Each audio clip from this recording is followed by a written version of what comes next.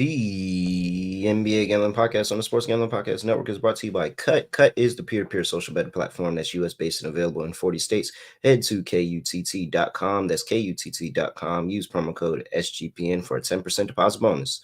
We're also brought to you by Underdog Fantasy. Play Fantasy Pick'em for a chance to win 100x in NBA, NHL, college basketball, and more. Sign up today using promo code SGPN to get a 100% deposit match. We're also brought to you by SGPN subscriber-only March Madness Bankroll Challenge. Free to enter and up to $2,000 in prizes. Enter today at sportsgamblingpodcast.com/madness. We're also brought to you by Hall of Fame Bets, the sports betting research platform for parlays, player props, and game lines. Download the Hall of Fame Bets app or visit HOFBets.com. Use code SGPN to get 50% off your first month and start making smarter bets today. Yes, sir. We are back with another edition of the NBA Gambling Podcast on the Sports Gambling Podcast Network. Know me, know the voice, know the guy. It's me, really real, villain real. Terrell Furman Jr. here at your service.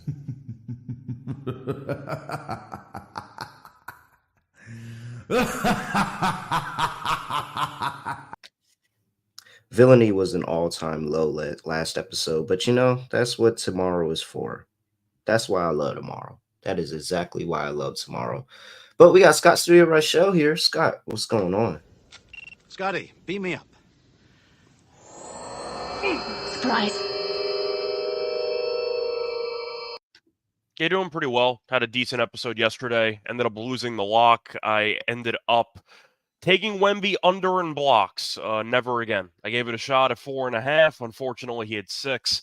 Did win the dog, though. Had an alt spread on the Rockets, which got there as they destroyed the Wizards. Good news, though, is that Munaf and I won the underdog entry. So we ended up hitting a plus 600. We had Finney Smith lower than 1.5 threes. He hit 0. We had Amin Thompson higher than 9.5 rebounds. That got there. And we also ended up having Luka higher 19.5 rebounds and assists.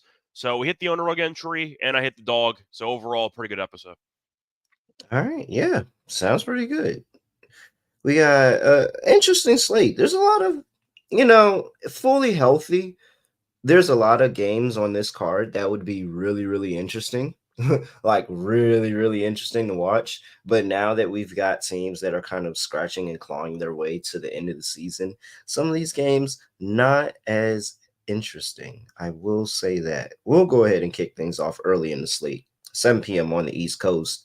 Shout out to March Madness and everybody that's getting their March Madness fix. But we still got NBA action going on. The chat is rolling. I see everybody. All the locals are in the chat booming.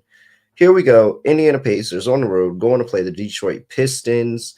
Pistons catching 9.5 at home. Open up 8.5 now. It's at 9.5. 235 is the total. Injury report here. We have Doug McDermott questionable for the Pacers. We have, Ben Mathurin out for the season. Tyrese Halliburton not on the injury report, although a lot about his cold stretch that he's on, one of the worst stretches of his career, of his life. Let's see here. For the Pistons, Taj Gibson is somehow on this roster, and he's questionable. Cade Cunningham not on the injury report. No Isaiah Stewart, no Ausar Thompson, no Quentin Grimes. Let's see here. 8.5. No, 9.5. I'm sorry. It's 9.5 now, Scott. But again, Tyrese Halliburton not inspiring confidence in laying this big number with the Pacers right now. What are you doing? Yeah, there's actually a quote from Halliburton over the last day or two.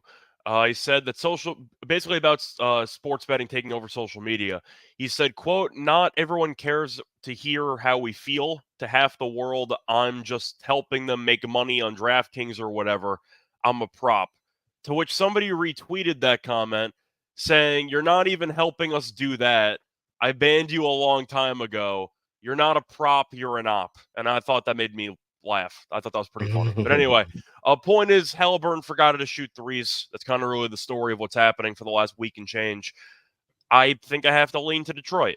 I know Detroit's a really bad team. I'm not going to tell you that they're good, but when your star player has been underwhelming, and I'm being pretty generous with that term, there's a lot of terms you can use to describe Halliburton's play lately, none of them being good. I'm not going to lay this number with you. Now, Cade should be back in the lineup, which should help. Fontecchio's questionable, so we'll see what happens. Stewart and Thompson are out, but I think they'll be able to make do anyway. I'm going to lean to Detroit. It just feels like the spread's a bit large. I do think that if Halliburton can get back on track, then, of course, Indiana's got a pretty good chance of covering this. But with Cade being back in the lineup and with just Halliburton's concerns with his overall form, also going to mention they faced off one time this season in Detroit, and Detroit did cover this line, losing by 8. So I'm going to lean to the over because all three meetings had at least 240 plus points. So I do like the over in this game, but I'm going to lean to Detroit. It's a massive spread when Halliburton's been in a slump. I can't lay this with Indiana on the road. Well, Casey disagrees. Casey and Trend Center say that since March 2023, teams after a home loss and are now favored by greater than 7 in a road game, and the total is greater than 223.5, 55, 18, and 2 ATS. So you just took a L at home. You're on the road playing against a bad team that doesn't play defense with a high total. You get it done. Pacers 9.5. I would love an additional win to the Pistons win record to just create that gap between them and the Wizards right now. But how the Wizards are playing, I should be concerned, kind of concerned, not really concerned. I think I'm in a good position. I don't think this is the win. There's just too much injuries on Detroit's side of the ball. Like, honestly, Detroit was already a bad basketball team, and now you're telling me that with the injuries, Evan Fournier is getting sizable minutes for this team coming off the bench. Even if he had a good game, I'm not going to bet him have 2 good games in a row, multiple good games in a row, put together a really good stretch at this point in his career. Absolutely not. So, unfortunately, I think I am actually going with the Pacers here. I'll lay the 9.5 with the Pacers, but I disagree on the total. I've learned my lesson. Pacers on the road, I'm going to take the under. I'm not even going to question it. I just think it's a lot of points for an Indiana team that has been kind of sputtering a bit. So I get it. It's a good bounce back spot if you 13, want. 20, and 1 to Yeah. the under on the road for the Pacers. 13, 20, and 1. Which tends to suggest that they're probably not the best road team, which they're not. They're 17 and 16, but we know Indiana for most of the season was a very good offense and a pretty poor defense. And with them being an under team on the road, that kind of tells you that they probably weren't doing that much offensively as much as they needed to in order to be dominant on the road. So I'll lean Detroit. Am I going to bet this game? Probably not, but Cade being back in the lineup helps. I'm really considering the under here. I've just been burned by this too many times, and I'm ready to just start believing in the Pacers. On the road, you go under; at home, you go over. It's pretty much that simple. 13, 20, and 1. That's crazy for this point in the season for this Pacers team. Be that far to the under on the road. That's insane. All right. Player props. What do you like? For player props, do we just go with under Halliburton points until he figures out how to shoot again? No, I'm not. I'm not. I mean, if somebody does and they cash, congratulations. You caught them in the back stretch, but So you think I'm this not is the doing it. good buy low spot on Halliburton?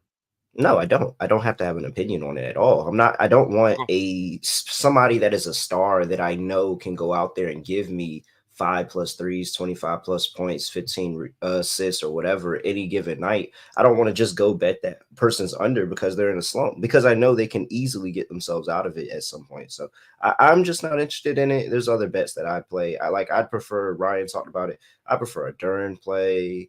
I would, JR's talking about Siakam. I could play a Siakam rebounds play as well. Like, there's other things I would do rather than fade Tyrese Halliburton. I know that Siakam rebounds has been pretty solid recently. I believe Munaf brought that to my attention. So maybe if you want to go for Siakam rebounds, I don't mind that. I see Cade's overall assists are at 7.5. He has done well recently, as he has had at least 8 assists in 7 of his last 10 games.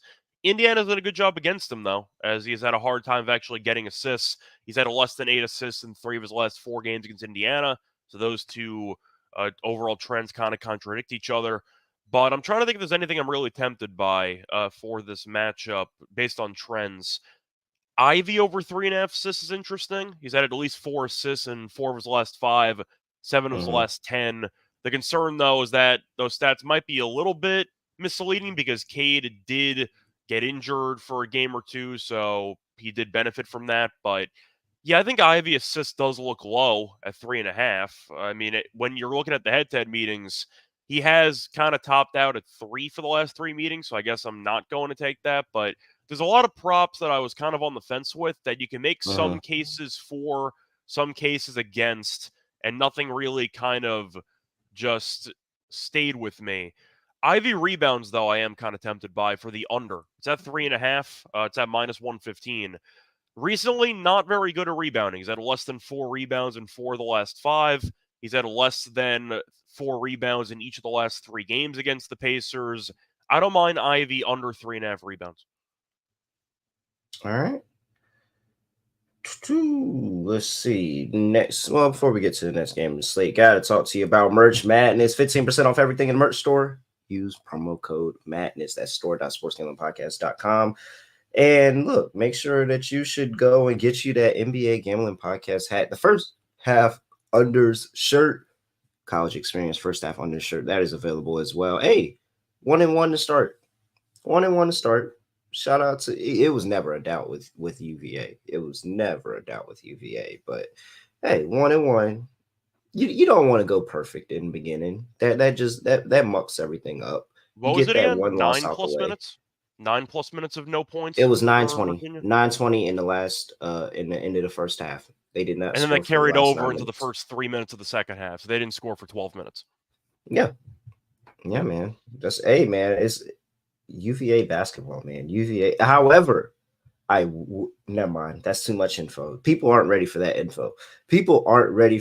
All I'll say is in a couple of years, UVA might have them one. They might have them one. Is that when Tony Bennett officially moves on to a different place? Hey, man. And that might be what it is. They bring in this guy who can score, and he's going to turn that team. Man, I'm telling you, in a couple of years, UVA is going to have one. Not right now, but in a couple of years, they might have one. All right. Store.sportsgamblingpodcast.com, promo code Madness, 15% off. Make sure you go and get some merch out of the merch store.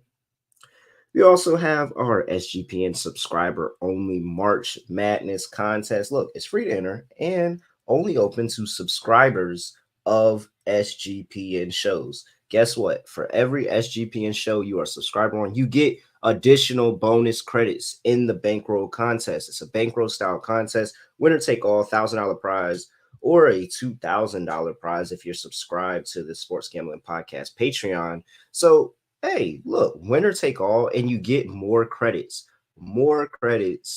if you're subscribed to shows. So go ahead, subscribe to our show, subscribe to the tennis show, subscribe to EPL, subscribe to MLB, subscribe to hockey, subscribe to everything. All those subscriptions get you extra bankroll, and you're already a leg ahead of the others in the contest. So make sure you do that. sportsgamblingpodcast.com/madness. At sportsgamblingpodcast.com/madness. We're also brought to you by Cut, the peer-to-peer social betting platform that's US-based and available in 40 states. Peer-to-peer is new and better way to bet. You can bet on sports, politics, pop culture, and anything else with a verifiable outcome. Make sure you check out Sean and Ryan's Cut Bet. They have it placed for March Madness over under 21.5. I believe that's the number now. We got to go see about a live number, Scott. There might be a live number now that we're 1-1. But 21.5 is where they had the unders this year. Are they going to go over the 21.5? Is it going to go under? I think they set that number to get some money in on the under, but it might go over. I think the first half unders are due for a really good year this year. So I don't know. I might have to get down on Cut and get down on that bet myself. But just like that, you can create your own customizable bets with odds, and Cut handles the payment side of things, so you never have to chase anyone down. Rewards, social features, all of that. Download Cut today in the App Store or over at KUTT.com. That's KUTT.com. Use promo code SGPN for a 10% deposit bonus. And last, we got to talk to you about Underdog Fantasy, the easiest place to play fantasy sports. And it's also the fastest growing fantasy sports platform where, look, you see the players, Shea, Tyrese Maxey, LeBron. You can bet those guys higher or lower on their stat total. You can pick them and decide to, hey, you can win up to 100 extra money in a single night. Didn't mean to say bet there. Pick your favorite player, 2 to 5. Pick 'em entry. You can make rival picks. You can do all that. Spicy plays. All of that can add to 100x your money in a single night. So sign up today with promo code SGPN and get your first deposit doubled up to $100, as well as an instant pick'em special. Visit UnderdogFantasy.com or find them in the App Store. And don't forget to register with my promo code NBASGPN to get your first deposit doubled up to $100, as well as an instant pick'em special. Must be 18 or older and present in the state where playthrough Underdog Fantasy operates. Terms apply. Concern with your play. Call 1-800-522-4700 or visit www.ncpgambling.org. There we go. Next game on the slate. Miami Heat on the road. Going to play the Cleveland Cavaliers. Cleveland opened up -2.5. They're currently laying 204 is the total here, Scott. Injury report. And we have Jimmy Butler is questionable. Bam Adebayo is questionable. Nikola Jovic is questionable. Duncan Robinson is out. Tyler Hero is out. Kevin Love is out. Josh Richardson is out. It looks like Jimmy and Jovic are expected to go play today. We'll see if that's the case, but it looks like they're expected to defeat that questionable tag and finally play after missing 2 games today. For the Cleveland Cavaliers, Dean Wade is out. Donovan Mitchell is out. Evan Mobley is out. Max Strus is out. Ty Jerome is out for whatever that last one means. Forgot he was still in the league. Do you think he was watching Virginia last night? Hey, I was just about to say, people be saying stuff about the Virginia players, but Ty Jerome consistently has a job in the league. Yep. Just saying, forgot he was still in it. But hopefully, for his sake, he was not watching Virginia play basketball last night. So, I'm assuming you're going to lean Miami because they're a bit, I don't want to say healthier than Cleveland, but Mitchell being out and Butler being back and Miami's getting points. I'm assuming you're leaning to Miami. Yeah, but that injury part didn't have to do anything with it. You could have just left it at Miami's getting points. Okay, that's fine. Miami's been so bad, though. And that's kind of the problem. Both teams have really not been good. Cleveland had a massive surge for like a month or two, and recently they've been pretty underwhelming. They have won 2 of the last 3, but the point is they've not exactly looked that great. Miami, though, has lost 5 of the last 7. And the only 2 wins are against the Pistons, which doesn't really count. So I'm going to look at the Cavs here. I'm going to lean that way. I do like the under, though. I saw that there was a trend mentioned by Casey. Can you believe it? Casey has a trend for this. You're looking at the Miami Heat since the Rozier trade, and they are 19-6 to the under, which does not surprise me because this team offensively has not been particularly good recently. Defensively, they've been fine. We recognize that the officiating has kind of shifted midseason, which I'm sure you've heard a lot about at this point.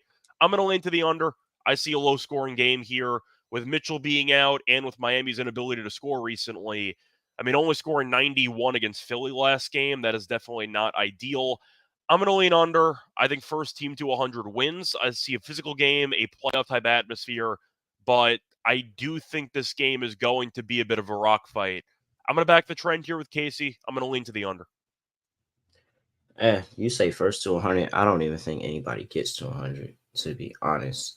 And yeah, I mean, add in the fact that the Miami Heat are a dog and you just back them in this spot. But you said it, they are the slightly more healthier team. They're expecting to get Jimmy Butler and Nikola Jovic back. That's going to help them in the front court depth. That's going to, Jimmy Butler is Jimmy Butler. He's always going to help them. And that'll be able to, you can push Jaime Jaquez back to the bench. He'll give you some bench scoring, and he'll help balance out the scoring in that roster. And so that's going to be good for them. But this Cleveland Cavaliers team and this Miami Heat team, they both have the same thing in common right now, and they just don't have the personnel where they can go on runs. I don't think either of these 2 teams can go on runs and win multiple. Like back when that Cavs team was winning 5, 6, 7, 8 games in a row, I don't think that they're presently constructed to do that right now with just all the injuries they have. And so Same thing with the Miami Heat. So the Miami Heat lost the last game. Cleveland won the last game. I think it's the inverse. I think Cleveland takes the L. Miami Heat gets the win. And this goes into this thing where these teams are really just holding serve right now. It's not like they're making a push up the leaderboards a push up the leaderboard before they go into the playoffs. But it's not like that they're just sitting there out here losing every game either. They're just not consistent. And so I don't think the consistency is there for the Cavaliers, just like I don't think it's there on the other side for the Miami Heat. Miami Heat play a better game. Cavs play a worse game. Miami Heat get it done. +2, sprinkle on the money line there. And yeah, I don't think either team is getting to 100. So I'm on the under 204. I don't care how low it is. Any props you like for this game? Let's see. I'd be interested to see if Bam plays. I haven't heard any news on if Bam is going to play. It noted that Jimmy and who was it? Jovic. Yeah, Jovic. Jimmy and Jovic are expected to play, but didn't say anything about Bam. If Bam doesn't play, I'm on Afroman. I see people already throwing in there Allen under PRA, probably with the Bam matchup. Don't even know if Bam is playing, so I'm waiting on injury news there. If Bam isn't playing, then I'm 100% on Jared Allen and his PRA, PR, anything like that. Yeah, I'm trying to think of who I would pivot to if you end up seeing Bam being out. Offensively, I probably would have to pivot to Butler because the ball's going to be in his hands all the time. So maybe you want to go for like a Butler PRA or something. Maybe Butler just has a masterclass game. I am wondering, though, from a rebounding perspective, do you think Caleb Martin might be a decent guy to consider? Because we know what his rebounding can be. He's had at least 7 rebounds in 2 of the last 3 games. And if Bam's out, that does create extra opportunities. So I'm going to wait for a Caleb Martin rebounding line. I haven't seen it yet, but I do think that we know what Martin can do on the boards. I think it's a good spot. Is Miami going to go small? If Bam's going to be out and maybe Jovic is out, who knows? But maybe maybe you end up seeing Caleb start. He's played at least 31 minutes in each of the last 3 games.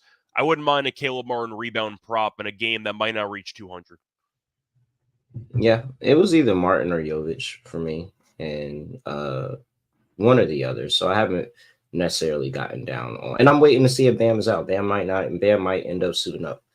But Jovic rebounds prop is normally rather low, and I think that's an opportunity we can take on him. So we'll see. But I'm leaning that same way, either Martin or Jovic, especially if Bam is out. Let's see what the chat's talking about. Garland under 9.5 rebounds and assists. Niang threes, 202 under everything. Rozier threes. I'm interested in that Rozier play. He just maybe Rozier is probably somebody I just don't need to be betting either. It feels like when I bet him, he doesn't 1 for 10 from 3, 1 for 10 from 3. So maybe I don't need to get down on it. Yeah, that's what I'm saying. He puts up 10 of them. So I mean, you can't get me 3, maybe 4. Like, come on now. All right. Let's see here before we get to the next game. The slate got talked about game time. Buying tickets to your favorite events shouldn't be stressful. Should be easy. You shouldn't have to go around looking for people outside the stadium, anything like that. You should be able to get it done just at your fingertip. And guess what? You can do that on Game Time because they have a whole bunch of flash deals, last minute tickets, make it so easy to find and buy tickets. And they even give you an image of your seat view and what you can expect to see from that seat. It's the place for last minute tickets and deals. So make sure you go over to Game Time. Forget planning months in advance. Be like me. Go purchase your ticket on the way to the arena when you know 100% fact you are going. You will still get them for a very, very cheap price. So download the Game Time app, create an account, and use code CFBX for $20 off your first purchase. Terms apply. Again, create an account and redeem code CFBX for $20 off. Download the Game Time app today. Last minute tickets, lowest price guaranteed. All right. Milwaukee Bucks are on the road going to play the Boston Celtics. Boston opened up -5.5. They are currently up to -10.5 against the Milwaukee Bucks. 223.5 is the total. Injury report. This is why Giannis Antetokounmpo out, hamstring injury. Marjon Beauchamp is probable for the Boston Celtics. You have Jaylen Brown questionable. He's probably going to play. Drew Holiday's questionable. Sam Hauser's questionable. Jason Tatum's not on the injury report. Al Horford is not on the injury report. Do you think Scott Foster benefits the dog or the favorite? I think the dog, because he's going to make sure that Boston wins the game in the last couple of minutes. Okay. So you think his kids want to watch him on TV? Yeah. Okay. They do. They do. They be pointing at the refs have screen. There he families goes. too. There he goes. There he goes. You saw he made a call.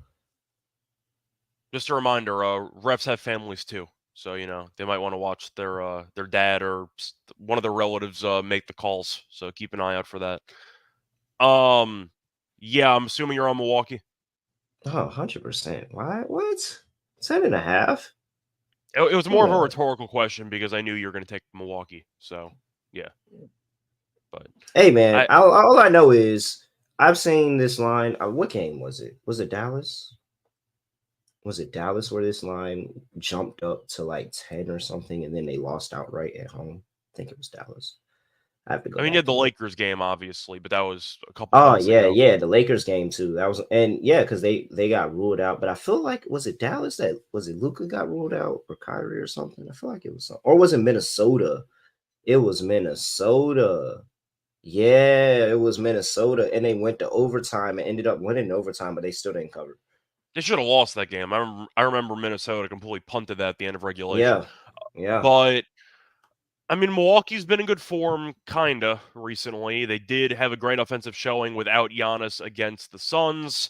The problem is, I don't know if the Suns are actually even a mediocre basketball team, which is a separate point. That's more of an indictment on Phoenix than a praise of Milwaukee, in my opinion. I think I'm going to lean to Boston. It's one of those lines where you're looking at it and you're going, why is the spread so big? I know that Giannis is not playing, but the argument is these teams are still pretty solid. Milwaukee's off of scoring 140 points without Giannis last game, and Boston's laying a ton. Now, a big reason for that, Boston's been on the absolute warpath recently. To go through the last couple games against weaker competition, I'll admit it, but still beat Detroit by 25, beat the Wizards by 26, beat the Suns by 15, beat the Jazz by 16, beat the Trailblazers by 22, and they beat the Suns by 10 on the road. So they've won each of their last 6 games by double digits. This team has been absolutely killing people, and they've been missing some guys there as well, and they've still been winning. So I'm going to lean to Boston. I kind of agree with Roby here. It does feel a bit trappy. It feels like a lot of people are going to blindly take Milwaukee just based on the spread being a little bit disrespectful. Just the spread looking a little bit large. We know what Milwaukee just did without Giannis offensively against Phoenix. I'm going to lean to Boston. I just think that this team has been dominating. I think that Doc Rivers is going to struggle to make adjustments in this game. I want to see if Jaylen Brown's going to play, so I am going to at least kind of wait it out, but it does feel a bit trappy to me. I am going to lean to Boston, just based on how much they've dominated the last couple of weeks. Dames have some pretty solid games. Against Boston. No Giannis. I think this is, another opportunity for him to pop out. I think the hard part, and if you're on Boston, this is probably what a lot of your argument is, especially if you watch that game against the Suns. The Bucks couldn't miss. Yeah. They couldn't miss. Had what, 5 threes, 30 points? Bro, it was like Portis had 5 threes. Crowder was hitting threes.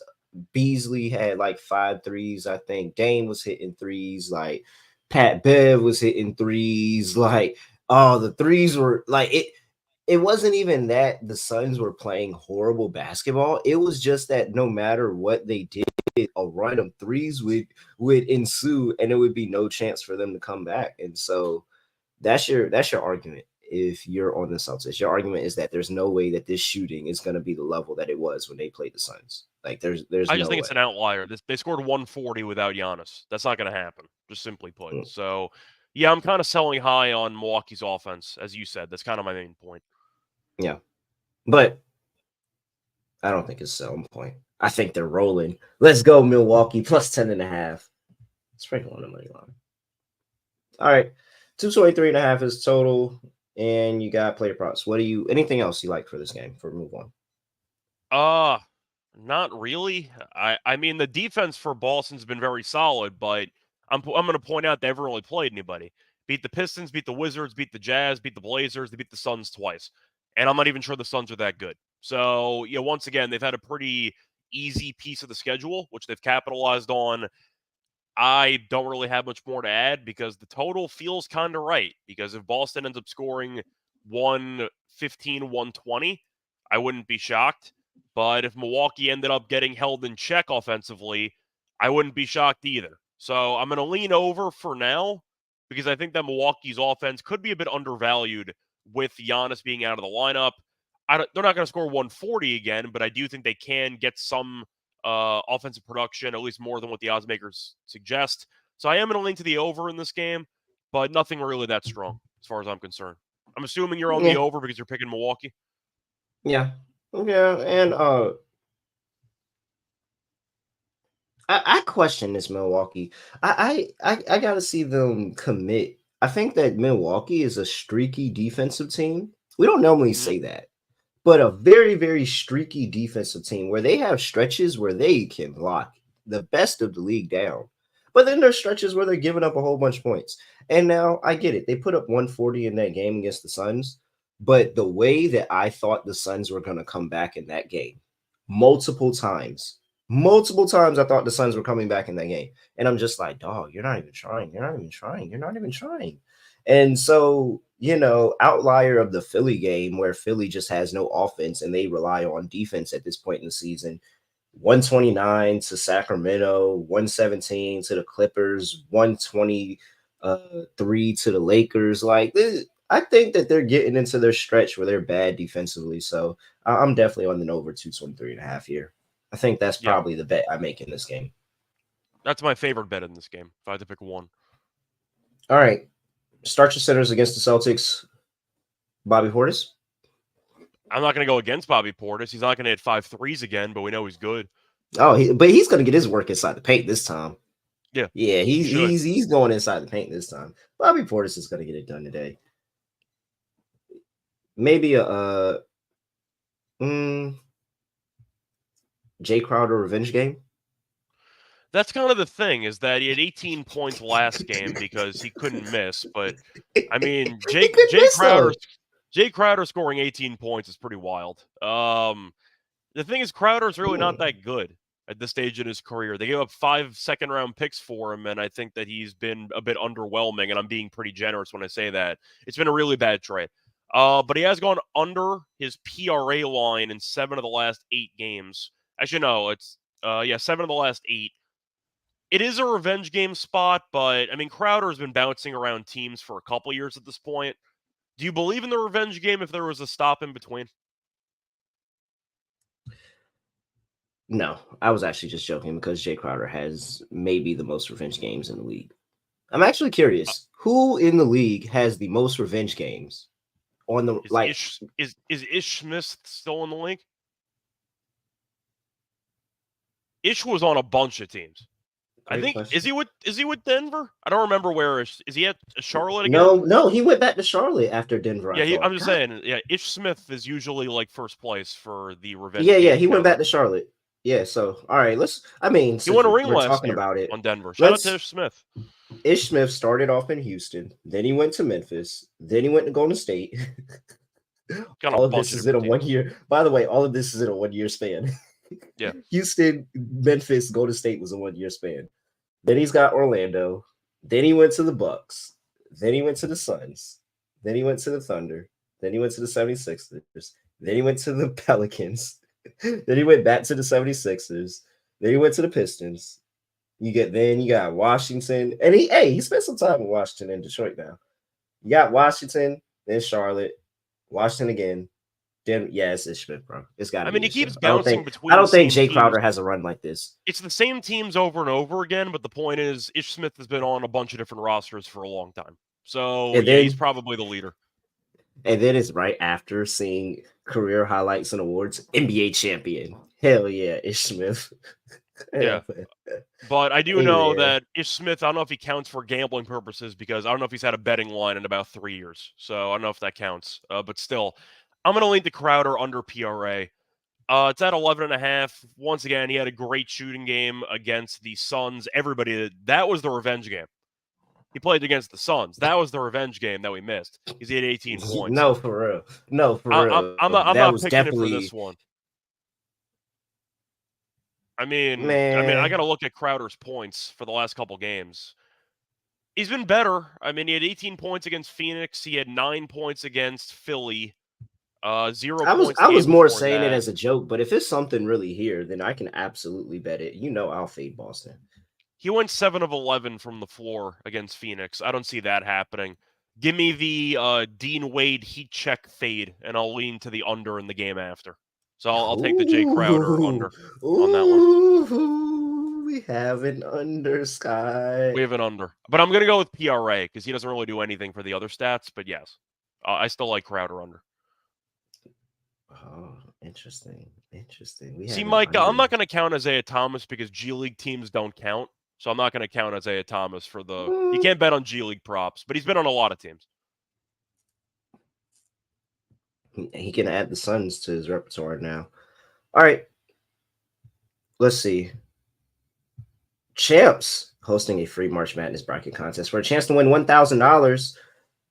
Plus, if you host your own March Madness pool on Champs, you'll get another entry into their bracket contest. So not only do you have one, but you also have another, and where you just have to host your own bracket pool contest. Time's running out, so make sure you go ahead and lock in. Plus, tiebreakers are determined by who enters first, so don't miss out. sportsgamblingpodcast.com/champs. That's sportsgamblingpodcast.com/champs for that free March Madness bracket contest with a chance to win $1,000.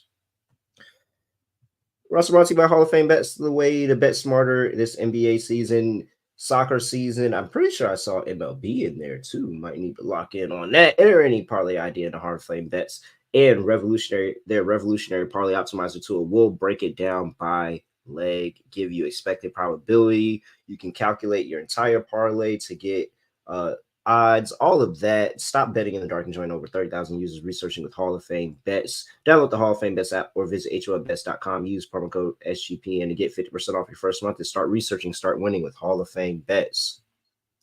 Isn't it opening day, Scott? Well, it's interesting because baseball technically started this morning at like 6:30 a.m. They're doing an international series a week before, give or take, opening day. So technically the baseball season has started already, but there's only one game on Wednesday, which already happened, and there's one game on Thursday. That's in South Korea. So there's been that's no like an actual games. So that game counts like to the total? That game counts, yeah. Wow. It's about a week or so before the other games, but yes, it counts. So the Dodgers are 1-0. Yes, Dodgers are 1-0. Oh, nobody hit a home run? That's lame. No. I actually kind of liked the no home run because I looked into the elevation, and South Korea is basically close to 0 with elevation. So I actually kind of like the under for the game itself, which got there. Plus, the pitchers were good in spring training with Glass now and with Darvish. But, yeah, Ohtani was good. Betts was good. Shocker. They got a lot of star talent, and they showed up. Shocker. But, yeah, the Dodgers are 1-0.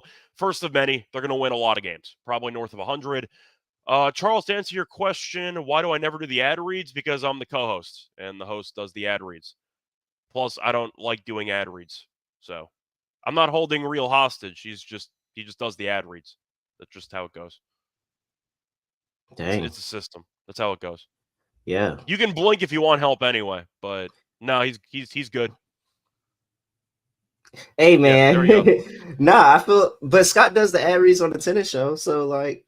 Well, truth is, I kind of manipulate it. I pre-record the ad reads on the tennis show, but yes. Oh, you are a cheater. You're a cheater. Yeah, 100%. I'm I do the ad reads though on the tennis show, but yeah. Just I don't even know why we still do them live. We could just pre-record them and then just play it during the actual broadcast, but that's a separate story. Hey man, he said whatever. What's the Boston Celtics ATS record this season? Let me pull that up. I'm assuming it's good because they beat up on every bad team in the league. 36, 29, and 3. Yeah, they've been on a stretch. They're fine. Yeah, they've been hot. I'm not worried though. And the money line ones are really the ones when come through when you get those 10-point, 9-point money line dogs. All right. Got a few more games to go. Got to pick up pace. Sacramento Kings on the road going to play the Toronto Raptors. Kings are laying 11 in Toronto. 233.5 is total injury report here. And we have for the Sacramento Kings, Sasha Vesikov is questionable. Kevin Huerter is out. Trey Lyles is injured. For the Toronto Raptors, Emmanuel Quickley is out. DJ Carton's out. RJ Barrett is out. Scotty Barnes is out. Jakob Poeltl is out. Chris Boucher is out. Whew. All right, lay at 11 with the Kings on the road. Yeah, I'm taking the Kings. Yeah. Are we at the point in the season where we just blindly fade all the crappy teams? Nope. I mean, I did it with the Wizards yesterday. Had the Rockets alt spread on the road. They won by like 20. That got there. I mean, the Raptors are a joke. We talked about this for the Eastern Conference win totals at the All-Star break. We like Toronto unders because we thought this team was going to suck, and they suck. They're really, really bad. Sacramento's a team that has kind of let bad teams hang around more than they should, but Toronto has so many guys that are out. The team's a mess. They don't care. And the Kings are still trying to fight for a playoff spot, not a play-in spot. That's good enough for me. Give me Sacramento. Yeah, man. I'm just not finna sit here and lay 11 with the Kings. Like, that's just insane to me. Like, I don't feel comfortable doing that, especially on the road. And I'll admit, the reason that Memphis was able to cover, even though they gave up 121 points, but it's mostly because of defense and that they, are able to step up defensively when needed. And Toronto may not be able to do that, but to feel the confidence in playing this Kings team and laying 11 with them, absolutely not. I don't trust them that much. I would rather fade Toronto some other way, maybe a Toronto team total under, because the Kings really have been good defensively recently. And, looking at their previous games, that 111 to Memphis, they had that 98 and a loss to the Knicks, 107 to the Lakers, 94 to the Bucks, 112 to the Rockets. So this is a high total. I think that if I were to play it, I would fade this Toronto team and just saying that, hey, it's going to be a little hard to score when you're missing all of your scorers, everybody that can add that level of scoring to you, and you just have a bunch of inconsistencies on offense. This Kings team been playing pretty good defensively. So if I'm fading Toronto, I'm fading them on the team total. I'm not laying the 11 with the Kings, though. I just don't feel comfortable with that. I get that. I'm just going to fade all the bad teams. That's kind of my official movement moving forward. We agree. We just choose two different ways to handle it. You'll take the spread, and I'll take the team total under. I'm going to dare Toronto to look competent for once. That's kind of my approach. And same thing. I dare them to look confident scoring the basketball. Oh, no, you're saying confident. You're saying confident. I'm saying competent. Yeah, competent. That's what I said, competent. I thought you said confident, which honestly both can apply. But I think they're not going to be either. So yeah, no. 110.5 under -115 for the Toronto Raptors. Scott is on the 11 with the Sacramento Kings. What else? Player props. A lot of Toronto guys are drastically, I don't want to say mispriced, but they're overinflated because of how many guys are injured. For example, Agbaji's rebounds are at 4.5. The guy doesn't rebound, like, ever. Mm-hmm. It's at -135. He's had less than 5 rebounds in 8 of the last 10, in 18 of the last 20. So he doesn't rebound the ball. I don't mind Agbaji under for rebounds. I got Olynyk overnight at 7.5 rebounds on the under. That's down to 6.5. He's still not really going over 6.5 either. It's at even money. He's gone under in 17 of the last 20. He's gone under in 8 of the last 10. He's gone under in 4 of the last 6 against the Kings. We know Olynyk is more of a finesse big man. He's not exactly going to fight for many boards, and Sabonis, we know, might end up with 20 rebounds in this game. So I don't mind just taking a couple unders with Toronto. I'm expecting, once again, Toronto to get killed. So you might see the bench mob play a lot of minutes in this game. But I don't mind just taking unders on role players who are expected to take leaps with more playing time. The players just might not be very good. So I'm going to lean to the under on Agbaji rebounds and the under on Olynyk rebounds. Yeah, and on the flip side of that, just go all in on Sabonis.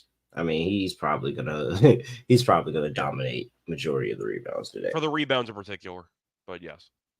But I also think Sabonis scoring the basketball is a play as well. Sabonis, one of the best points in the paint scorers over the course of the entire season, not just in the past 5 games. And this Toronto team has no rim protection, no presence inside to even slow him down. So I expect to see Sabonis just have a really, really good day here. Could talk me into a points and rebounds play. I do agree with the points and the rebounds. So looking for a big Sabonis day here today. Utah Jazz on the road going to play the Oklahoma City Thunder. Oklahoma City open up laying 13. They're now laying 15 and a half. 232 is the total for the Jazz. John Collins is questionable. It has Anthony Edwards' name next to his name. So he might have gave him the jersey after the game if that makes Collins feel better. So they said that it was Colin Sexton and it wasn't John Collins, which I didn't need that. You know, they didn't have to tell me that. I'd prefer to think that it was John Collins, but pretty sure he added an S on that. I think he said Collins, but what do I know? I thought he added an S at the end of that, but hey man, sometimes we add S's to end our words that don't belong there. And sometimes fair. We do that. And so I think it makes sense. Colin Sexton, they both Georgia guys, they both grew up together, played together, all that stuff. So it makes sense that he was traded with Colin, but it's wait, so Sexton's a Georgia guy? Yeah. I didn't know that. Yeah. Atlanta area. I just remember him going to Bama. I don't remember him being from Georgia. Yeah, I'm pretty sure he's from the Atlanta area, just like didn't know that. I'm almost positive they grew up together, playing together, and all that stuff. It could be true. I just remember him going to Bama for college. I kind of just assumed he was a local guy. But let's see here. Back to Utah. Utah catching double digits. It's teasing me. It's teasing me. This team on the road though is so bad, but yeah. By the way, we are officially at the portion of the year where Markkanen's being sat and they're probably going to get killed. We're at that portion in the year. Do you want to lay 15.5? I know Oklahoma City's kind of your team, but Oklahoma City hasn't been good. Yeah, I mean, I did catch them. What was They're fine. The other week, they laid 15 against somebody. I don't remember who it was, but they laid 15 against somebody, and I took it and hit. But that was because a lot of people were injured. So maybe and there's a lot of injuries here. Can I get behind it? Because they didn't cover it against Dallas. They didn't cover it against Memphis. It was Memphis that first time that they did cover it. They actually have 3 straight non-covers. That's kind of That's kind of the thing with the Thunder, though, is that they're in a weird spot because we saw that crazy ending to the Nuggets and Timberwolves game. The 1 seed's up for grabs with 3 different teams, so each team should be motivated. But doesn't it feel like the Thunder, based on the lack of point spread covers recently, they're kind of on autopilot? I haven't really sensed the killer instinct recently from the Thunder. It doesn't feel like that they're going out there trying to say, hey, we can dominate teams and beat them by 20, 25 plus. Like, it just seems like, hey, we're just trying to go win games. Pretty much. So with that being the case, I think I am going to take the points. The Thunder don't care about margin. I wish they did, but they really haven't recently. Thunder by 12. I'm going to lay it this time. Because when I faded them against that Memphis team, it was because Memphis literally had nobody playing. Like, I know Memphis normally be injured, but they were super, super injured that day. And this Jazz team is kind of super, super injured. Like, no Laurie, potentially no John Collins as well. Like, how do you even compete against that? I'll take OKC this go round. In Keontae George, we trust. Hey, man. Very good basketball player there. He cashed me the Friday pick. I had plus 4. I had 25. Like plus 420, 25 and a win. 25 plus. Yep. So props. Anything else? Do you think Shea scores 30 or 31 today? 32. He gets spicy. 32. Okay, so that means you like the over on his prop, probably. Yeah, he gets spicy today. Who's going to rebound the basketball in this game? Is it Josh Giddey? Team? Oh, it could be Giddey, maybe Hendricks for Utah, maybe. If you want to go Kessler, maybe he gets some work. Chet. Or maybe it's just Chet. Or maybe it's just Chet. And Chet actually acts like a 7-footer that should be able to rebound the basketball. Maybe it's one just can Chet. only hope. But yes. Chet's been better with the rebounding too recently. Let's go with Chet. Chet really should walk into easy rebounds here. I don't mind Jalen Williams points, but I'm also a bit concerned if Oklahoma City does blow them out and I'm wrong, how quickly do they just pull everyone? Because they have not cared about covering recently. I see Giddey assists are at 3.5. I don't mind the over on that. Giddey can't shoot, but he can still pass. He's gone over this number in 6 of the last 10. He's done well historically against Utah. I know his role is kind of diminished a bit with the current team, but at least going through the actual assist numbers, he's had at least 5 assists in 4 of the last 6. Against Utah, he has gone over in 5 of the last 7. 5 of the last 6, actually. I don't mind Giddey assists here. 3.5 just feels low for a guy that's always looking to pass the ball. Let's play Giddey double today. Okay. He could sneak into one. I feel like he can. And I wouldn't be surprised if it was by rebounds or if it was by assists. I could talk myself into it. It's probably a nice, juicy price, too. I'm not going to take Giddey points, but I'll take the assists. So. All right. Anything on the total? I'm just going to go under because I actually don't think Utah's going to score anything. I don't really know because I think that Oklahoma City can, in theory, score a bunch of points. If OKC scored 130, I wouldn't be shocked because Utah doesn't even pretend to guard anybody. I think I'm going to lean over. Not really a strong opinion, but I just think that the Thunder can do some heavy lifting, and I think that they might, kind of take their foot off the gas, and Utah can score in garbage time, or they're just going to see an up-tempo game. The over's been very good in this head-to-head series this season. I believe the over's undefeated in this matchup, so I'm going to lean to the over. Okay. This is another game that would have been really, really good if injuries didn't, destroy it. Memphis Grizzlies on the road going to play the Golden State Warriors. Golden State open up laying 10.5. They are now laying 11. 219 is the total injury report. And we have, I don't even feel like really reading this. Jesus Christ. Santi Aldama questionable. Vince Williams doubtful. Luke Kennard is out. Scottie Pippen Jr. is out. Lamar Stevens is out. Yuta Watanabe is out. Marcus Smart's out. Zaire Williams is out. Derrick Rose is retired. Congratulations. He did not actually retire. That was a fake. Oh, that wasn't? He wasn't? Oh, okay. That was a fake news. Okay, fake news. Well, then I'm glad that Derrick Rose is still in the league. This is like, for everybody that wants to shit on Derrick Rose, this is a very successful career, by the way. Like a very, very successful NBA career. Everybody doesn't have to be one of the top 75 players in the league and go make hundreds of $1 million. That was a successful NBA career. He had his moment. Got his MVP. We wish we saw more, but we didn't. And now he's still on a team collecting check week to week. Like, yeah, I don't think Rose had a failure of a career. I just think the point is he had one of the worst possible outcomes for his career. No, the worst possible outcome is you out the league. I said he still gets paid. Because he was one of the best players in the league, and then it was taken from him like that. So the point is, if you're looking at there's some people that never even got that far. What is it, like Dr. Strange? If you're looking at all it's the different possible like Taj outcomes. Gibson. Even though I really hate Taj Gibson, Taj Gibson had a really good NBA career because he constantly got paid.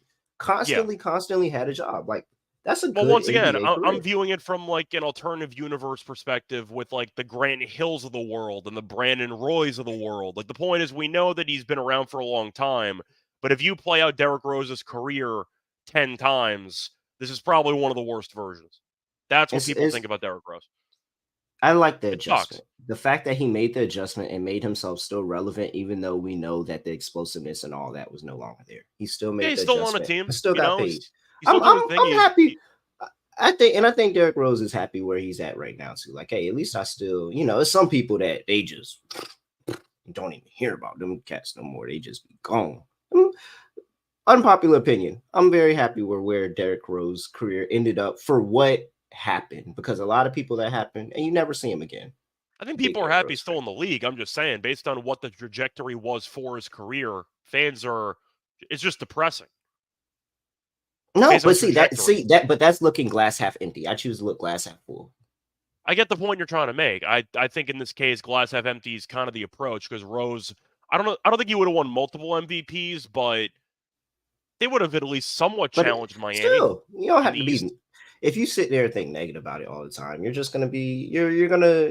That's how problems ensue. Just, hey, do good. You continue to make a lot of money. You're very successful. You're not broke. You're not nothing. Oh You no, wish it I'm could be happy more, but Rose is still in the we're league and happy all for that. him. It just the upside was just so high, and All I unfortunately, ask it for was taken you, from. Derrick Rose, all I ask from you is when you're ready to go, just give us a 50-piece like Jamal Crawford on the way out. He was just, Ja just do before Ja. something.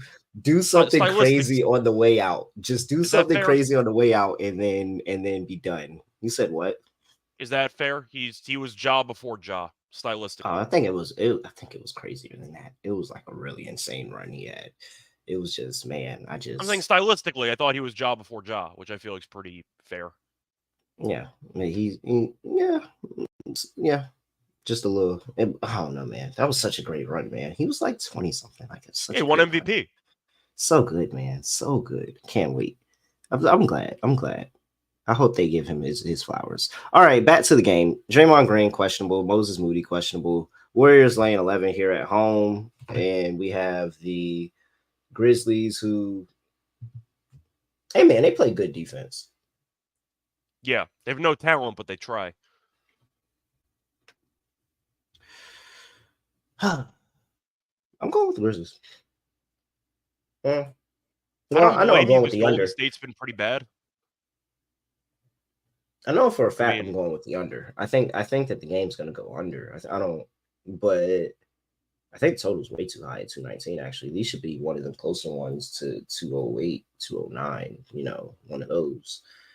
But it's just really, is Golden State's second half surge going to be enough where they just kind of pull away, run away with this game, and Memphis just throws the towel in? That's the concern. So does the if I second were to half play surge still? Memphis, I mean, second half of games, or you mean post All-Star break? Because recently Golden State's kind of started to slump again. no, I think they've been pretty. They still have a second half surge in them. It's whether the other team it matches them. Like I don't think I ever see where I'm like, oh, they just look completely dead in this third quarter. Like no, they go on their runs. It's just that the other team will go on runs with Okay, them so and you mean hold second serve. half of actual games? I thought you meant Yeah, potentially like post All-Star break macro. Okay, just making no, sure we're on the no, same page. actual Okay, games. Yeah, actual games. So I'm gonna that's lean Memphis only too. that's my only concern is if they're gonna match that run in the second half and be able to at least hold serve with them when the third quarter or top of the fourth quarter comes around, where they're not in a situation where it's an automatic blowout and you just sit everybody midway in the fourth. So not as confident in that Memphis plus 11 here, but I do like the under. Memphis is playing really good ball defensively. Golden State has been solid defensively. Memphis is anemic to scoring on most parts, so we'll see what GG and Desmond Bain bring to the offensive end this game, but not necessarily certain that that's going to change anything. I think that this is still going to be an under game. Probably 105, 106 wins it overall. I'm taking the under 219. Well, the game matters for Golden State, but I do want to ask you one thing that's going to be a bit more grand scheme. I don't want to spend too much time on it because we still have like a game or two to do. Is Golden State going to get caught by Houston? Are they making the plan? They're only 2.5 up on Houston. Houston's won 6 straight. Are we sure Golden State's making the plan? I think so. I'm just going to throw it out there. Houston made it I a mean, conversation. Golden State just had the injury bug hit them. They just got Steph back. It should Yeah. start rolling again. Kaminga turned it on to a new level. Like really, it's Wiggins. If they get consistent play out of Wiggins, this team looks really, really good again. It's just they're not getting consistent play out of Wiggins. But you've had Wiggins in and out of the lineup. Even Personal Clay's been good. matters. Yeah, personal matters here or there. Like it's really Wiggins. If Wiggins can turn it on, then that's the final piece they need. So I think Golden State's fine. I just think that it's just a really, really competitive Western Conference all the way down to 11 right now. I'm just saying, don't look now, but it was pretty much set in stone who the 10 seed would be about a week ago. Suddenly, it's a bit more interesting because Houston is hanging around a little bit. Yeah, but Golden So, State also just beat the Lakers, so we know that they can, they're still competing. It's not like they're out here just beating oh no, bad I teams. know. I'm just saying that we have a race for the 10 spot. So Golden State can't afford any slip ups potentially. Yeah. But I also think that Golden State's in a position that they can move up. So I just think I'm Golden I'm State's more been bullish on. overvalued the entire year. So I like Memphis because Golden State's overvalued all the time. But yeah, You hate Golden State though. I don't think they're any good. Yeah, I don't think they're a very good basketball team. So yes. hate's a strong word. I got nothing against them personally. I just don't think this year's version of the team is worth a damn. And people pretend they are. That's kind of how I look at it. I saw the run they went on when they were healthy and everybody was playing, everything was clicking. So I don't know, man. I disagree. I think Golden State's better than, well, at least around these teams around Houston, LA. We'll talk about Phoenix, but I think they're better than those guys for sure. I think Golden State is going to lose in the play-in. I don't think they even make the bracket. That's my take on Golden State. But we'll see. We'll see what happens. Let's see. Something points towards Grizzlies 10 plus 56. He didn't even say the trend this time. He just said something points towards Grizzlies 56-32 since 2021. All right. Appreciate it, man. Player props, total, anything else you like? I'm assuming you like Bane props because you're expecting Memphis to hang in there. No. Not even? No, I like the under. I don't know how Memphis does it. I just think Memphis plays good defense and keeps the game close. That's what they typically how their games do. I don't really hop down, too much on Memphis props. I just give me the under because I'm pretty sure the under is going to hit more often than not. And then Grizzlies typically keep the game insane a couple of possessions. So I feel like I want something with Kuminga, but I have to find out what prop I actually want with Kuminga. I've been playing his rebounds and his points and betting good like that. They constantly 17.5, really, really good. He's been 18, 19, 20 plus. Like pretty. Well, he's the second leading scorer. He's their second leading scorer. He may not be officially, but if you look at like the Pats since the All-Star break, I'm pretty sure he's their second leading scorer. Besides, his points are at 18.5, so I don't mind that. I see Kuminga under 1.5 steals and blocks has actually been good. He's gone under this number in a lot of games recently. He's gone under in 15 of the last 20. He's gone under in 7 of the last 10. I don't mind Kuminga under 1.5 steals and blocks at plus 102. Gone under in 3 straight. Sure, that's fine with me. All right. Next game on the slate. Philadelphia 76ers are on the road going to play the Phoenix Suns in the Valley. Suns are laying 9, open up 8.5, up 9, 222.5 is total injury report. And we have for the Philadelphia 76ers, Tobias Harris is questionable. Kai Jones is out. Joe Embiid's out. Robert Covington's out. Anthony Melton's out. For the Suns, you have Isaiah Thomas expected to be available. Bol Bol's probable. Josh Okogie is out.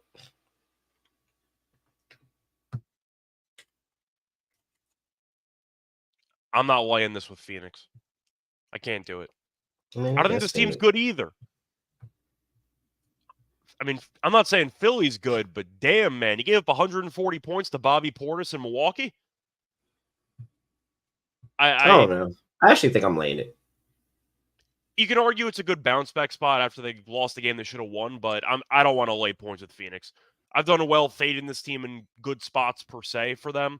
They've been overvalued all year long. I don't want to even bother. I'm just going to lean to the Sixers. Coming back home after an East Coast trip. I get it. But it's just more Philly. It's more about Philly than it is about Phoenix. Philly just hasn't played Philly doesn't have good games against like pretty good competition. And I think the Suns are actually pretty good competition. I mean, borderline, very borderline good competition, but they are. I still think they're good competition. I mean, I think they're comparable to the Bucks, even though they just got destroyed. I think they're comparable to the Bucks, and the Bucks was able to cover their line against the 76ers. I don't know. I just don't think this 76ers team is that good. Like they stepped up defensively, and that's a lot better. But I just don't know offensively. If Maxi's not on, you're not really getting much else from anybody else.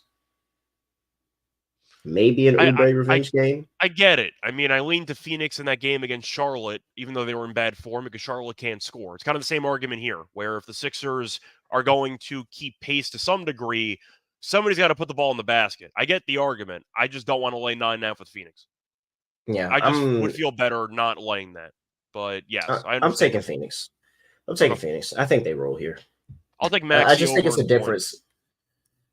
Philly can compete with some lower level teams. I don't think Phoenix is below that line that where Philly competes with, because I think Phoenix is definitely better than Miami. I'm just hoping that Maxey puts the team on his back. I'll take Maxey props.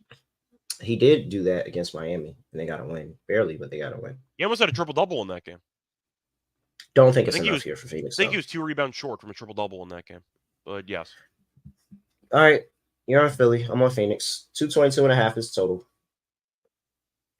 I think I have to lean over because if I'm picking, actually, I don't know, because if I'm picking Philly to actually No, if cover, you they like can't Philly, score. then you have to like No, I them. You know. have to like Yeah, them defensively. no, I'm thinking about it. Yeah, I'm gonna go with the under. I thought about it, but yeah, I kind of realized that Philly, I'm just not gonna pick the score, so I'll lean to the under. I'm with who is it? Who said it? Daniel. 76ers team total under. At the end of the day, pretty confident they're not going to be able to score. That's fair. Jong, what's up, Jong? Prop bet brother. We got to get you back on at some point, Jong. We got to make a show just for you so we can get you on. Well, Jung's got some He's free time because there's some women's tennis going on, but his favorite player withdrew because of injury, so he's got some free time on his hands. Grayson Allen over 2.5, 3 points made. I played this on Sunday, by the way.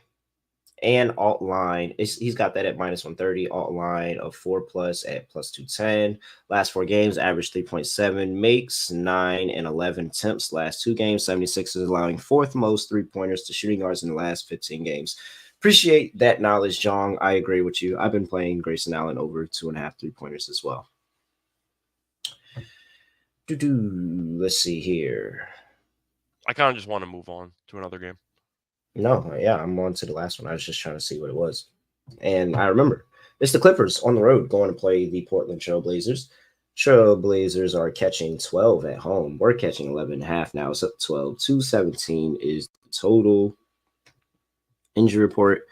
And for the Clippers, we have Terrence Mann's questionable, Norman Powell's questionable, Russell Westbrook still dealing with that fractured hand. He's out.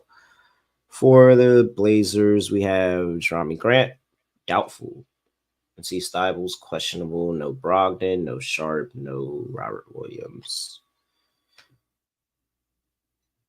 But if Grant's not playing, Simons is taking 25 shots. It's just going to happen. Him and Ayton are going to take like 60% of the shots for the entire team. With a dab of Scoot Henderson in there. Yeah, that's true. Efficiency has not been there for Scoot, but he's going to get his shots up too. Yep. 37.2% on the year. That's so bad. And it's a shame because I thought he was going to be good. You know, it's his rookie season. He might figure it out, but this year has been really bad for Scoot. I like James Harden under points, and I'll just move on.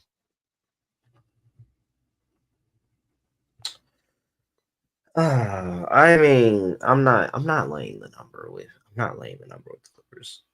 I'm not. I think I have to lean to Portland, even though I think this team sucks. I can't trust the Clippers enough. Harden's fallen This off is a more cliff. about the Clippers. This is more about the Clippers. Yeah, it's mostly Harden. He's fallen off a cliff. Yeah. I mean, like looking at Harden's numbers recently, 14, 13, 12, 9, that's points related. The field goal percentage has been brutal. 3 for 10 last game, 4 for 10 the game prior, 5 for 16 the game prior, 4 for 10. He plays so many minutes, and with the ISO heavy offense, he's kind of been a net negative recently. Mm-hmm. I like the Harden under in points. I'll lean to Portland because I can't trust this current Clippers form. I can't trust them to win by 13. I just can't do it. I agree with Owen. I think Harden's injured. We're at this point in the season where he's injured. He's playing through it. He looks terrible. And that might carry over into the playoffs. But, yeah, Harden can't move. So I'm not going to take the Clippers. Give me Harden unders. All right. I agree there. And that's also been a cash cow of Fate and James Harden when he's injured. So, yep.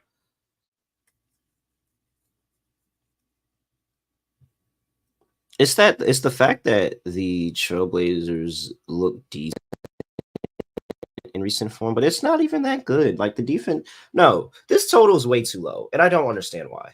I don't know why this is 217. I'm trying to figure it out.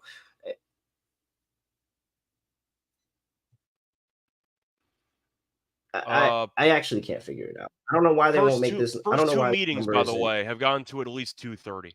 Second meeting was in And, December, landed 259. but these meetings always score over this total. If you just look at this total, this has gone over in the past 5 meetings, and it's not even been close. The one Yeah. time it was close was when it had the 219 in Portland.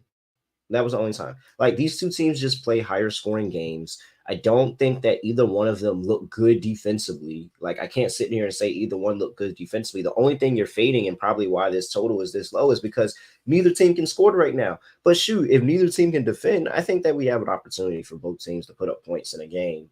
You know, the Clippers are looking for a bounce back performance. DeAndre Ayton is playing with no worries, and Anthony Simons is about to get up like 25 plus shots. If he's hot, then I like the over. I like over 217 in this one.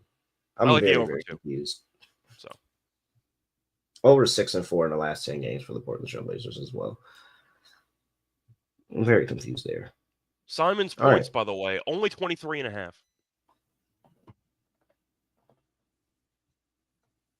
Sounds very low.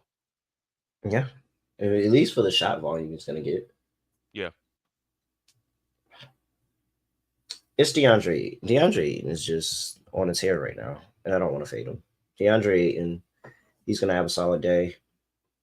Kawhi and Paul George, really, Kawhi and Paul George haven't been the reason that this team's been losing or looking bad. They've been actually playing really good recently. It's just that nobody else, and I mean literally nobody else, has a pulse on offense. So I'm backing Kawhi and Paul George today. Probably if you're do something curious, by chalk. the way, Ayton points is at 19.5 at minus 125. It's interesting the slow growth in them not moving his prop up. You would think that if this was a guard, they would have been had him up to 21, 22, 23 Yeah, by now. he got rid of the air mattress. He's a completely different guy now. All right. Anything else you got here? No, I like the over. I'll fade James Harden, and I like Simon's points and threes. And Ayton. So, yeah, there you go. All right. Let's close things out. Lock, dog, underdog lineup, and we're out of here. For my lock.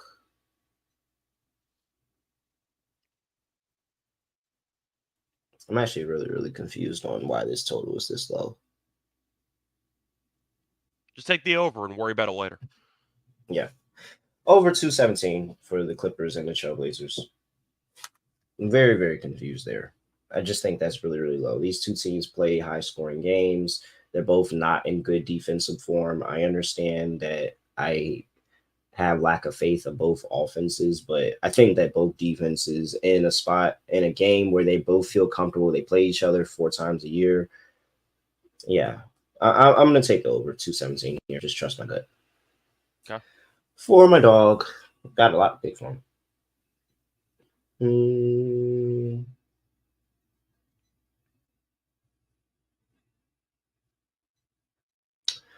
Let's go Miami again. We're going baby dogs again? No, I'm definitely going to alt it. Come on now. Okay. Good. I'm just making sure we're on the same page. I'm not you. Sure. You'll come in here and throw out a plus 125, plus 130. Just saying, you said Miami. I'm just making sure you're not turning into me. No. Okay, making sure. I'm looking up an outline here. Hold on. We're gonna go Miami. 2 possessions. 2 possessions is enough. Yeah, Miami laying 3.5 plus 144 gets us over the threshold.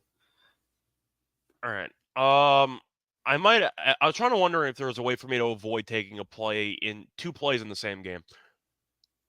I don't know if I'm going to. I feel like I actually have a decent. I don't want to jinx anything, but I feel like I have a decent read on this Clippers game. Yeah, I'm just gonna go for it. For my lock, give me under and James Harden points. I'm going to keep fading the injured guy. He's at 15.5. Good luck with that. If he goes over, he goes over. But Scoot, Simon's younger guys, they're going to try to get up the floor. Harden, we know, can't move at all. So, I mean, yeah, the points have been a mess for Harden. He's gone under in 4 straight. He's at 15.5 points. He can't move. He's clearly injured. And his shooting percentages for the last 4 games have been laughably bad. In the last 5 games, he is shooting 37% from the floor. So I'm not going to make a case for his over. I'll fade James Harden. Give me the under 15.5 points as my lock. For my dog, I am going to go to Simons. Give me Simons over 29.5 points at plus 240. Looking at his last couple games for Simons, he's been really good. He's gone over 3.5 threes in 8 of the last 10 games. To go through the points totals for Simons, though, he is always a threat to go for 30, which is why I'm going to take him. But he's had at least 25 points in each of the last 3 games, at least 30 points in 2 of the last 3. Fun fact, in 2 of his last 4 against the Clippers, he scored at least 37 points. And Jeremy Grant's not playing. He's got all the shot volume. He's got all he wants, and I think he's going to get there. So give me Simons, 30-plus points at plus 240 as my dog. All right. Underdog. Let's see here. What do we want our underdog to look like today, Scott? Do you want to just go with Harden lower than for the jokes for points, or no? No, I believe in it. It's Take not the even injured for the guy. jokes. We've seen it for years. Yeah, no, Harden doesn't do good when he's injured. So if you think he's injured, let's roll with it. I think I have to think that his shooting percentages have fallen off a cliff. So I'll keep going with it. At least until he goes higher than. I'll keep going with lower than. Is Chet going to piss us off and not get 9 rebounds today? He might piss us off. Okay. Wouldn't shock me. We won't have to do that. It's fine. I mean, do you want to double down on my plays and just take the Simons 23.5, or you want to go with different games? Oh, no, I like Simons too. We can definitely roll with Simons. 23.5 just feels too low with Grant being out. There's so many shots up for grabs. All right. Where's Grayson Allen? I've been playing Grayson Allen a lot recently too. Threes? Yeah, that's 2.5 3-pointers. Oh, 0.85x on the 2.5 3-pointers made. They're smart. You want to do it anyway or no? No, I don't want to. Yeah. I don't want to lay the juice in underdog. I mentioned Agbaji rebounds if they have that. I don't mind the lower on that one.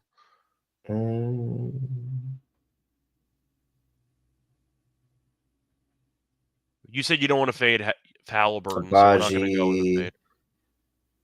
No, I don't have an Agbaji, just sole rebounds. Rebounds and assists at 6. Let me see how that's done. Sabonis. Sabonis. Okay, fine. Sabonis. Yeah, that's fine.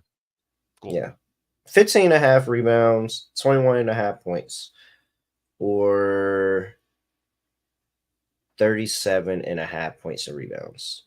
15.5 rebounds is so wild, but I can't even argue it, you know? He might get to 20. He really might. My concern is a blowout because they're favored by double digits. But yeah, we know the Kings can be idiots on the road. So let me just see what his game log is against Toronto. I'm probably going to be in for it anyway. I mean, I like Olynyk lower than for rebounds anyway, so I don't mind Sabonis having a big game. Yeah, he had 24, 15, and 11 in the last meeting. So he went lower than, but he had 15. So up to you. Yeah, Matthew, we mentioned Allen threes. We like it for an actual prop, but unfortunately, underdog juiced it towards the higher than, so we're not going to go with it. Let's go with the rebounds. He's going to hit it. Sure, let's do it. He's going to do it. 16. Yeah, he's going to get there. All right. James Harden, lower, 15.5 points. Anthony Simons, higher, 23.5 points. And Sabonis, higher, 15.5 rebounds. Not afraid. He's going to get it done in cash for us. That's underdog lineup. Make sure you use that code NBA SGPN at the top right of your screen. NBA SGPN. Yes, Matthew, we did mention the Allen threes. We just didn't take it on underdog. Didn't want to lay the juice. But you can add it there. I do think Allen threes is going to be really good. Anything else? Scott, anything else for people before we get up out of here? No, I'll be back again tomorrow for the NBA show with Munaf. Besides that, I got the MLB show in about half an hour with Mel because there's another game in South Korea for Thursday. So we're going to cover that too. Yeah. All right. I can't believe that they're just like the MLB season starts a week early for 2 teams. They did it for hockey too. Hockey's had a bunch of international games to start the season. They had one in Prague a year or two ago. It's a weird idea, but whatever. All right. They want it to be international. They want to grow the game, whatever that No, means. not mad at it. Not mad at it. Go get your money. Go get your money. All right. Let's see here for the how many people are looking at us live on YouTube. 81. Make sure you like the video on the way out. And for everybody else that is watching, listening, subscribe wherever. Make sure you subscribe wherever on YouTube, on Apple, on Spotify, wherever you get your podcast. Leave us a 5-star rating and review, all of that. Other than that, I mean, I really don't have anything else to say. Nothing else. Do no other way of ending the podcast, just ending like this. Don't forget, it is March. We're still here with NBA, but it is March. We're out of here.